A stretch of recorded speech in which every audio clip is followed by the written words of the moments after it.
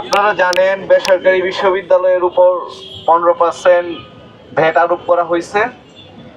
আমরা জানি যে বেসরকারি বিশ্ববিদ্যালয় যে আইন উপর প্রতিষ্ঠিত, বেসরকারি বিশ্ববিদ্যালয় আইন, সেই আইন অনুযায়ী এইগুলো হচ্ছে যে অলাভজনক সংস্থা।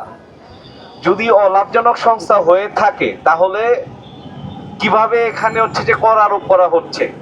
বেসরকারি বিশ্ববিদ্যালয়গুলো অলাভজনক সংস্থা হলে তো কর আরোপ করার কোনো প্রশ্নই আসে না।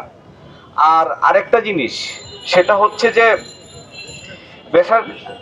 বেসরকারি বিশ্ববিদ্যালয়গুলোতে ট্রাস্টি বোর্ড থাকে এবং প্রতি বছর তার এক ধরনের অর্থ বাজেট থাকে। আপনারা প্রয়োজনে অডিট করেন, টাকাগুলো কোন খাতে যাইতেছে সেটা অডিট করেন। অডিট করে আপনারা হচ্ছে যে দেখেন যে ঠিকঠাক টাকা ব্যয় করা হচ্ছে না কিনা। কিন্তু এই যে করের বোঝা চাপিয়ে, আমরা জানি বেসরকারি বিশ্ববিদ্যালয়গুলোতে বাংলাদেশের জরিপ অনুযায়ী হচ্ছে মধ্যবিত্ত শিক্ষার্থী বেশি পড়ে, মধ্যবিত্ত শিক্ষার্থী বেশি পড়ে এবং এই করের বোঝাগুলো কানতে হবে কিন্তু মধ্যবিত্ত সেই শিক্ষার্থীরারই।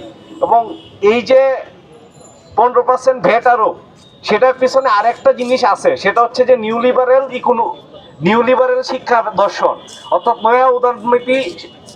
নয়া উদারনীতি শিক্ষা দর্শন। সেই শিক্ষা দর্শনের মূল কথা হলো জনগণ শিক্ষার দায়িত্ব নেবে, কিন্তু এটা হয় বিশ্ব ব্যাংকের প্রেসক্রিপশনে এবং IMF এর প্রেসক্রিপশনে। আমরা এই জিনিসটার সাথে এবং নয়া উদারনীতিবাদী শিক্ষার সাথে জড়িত হচ্ছে যে সাম্রাজ্যবাদ।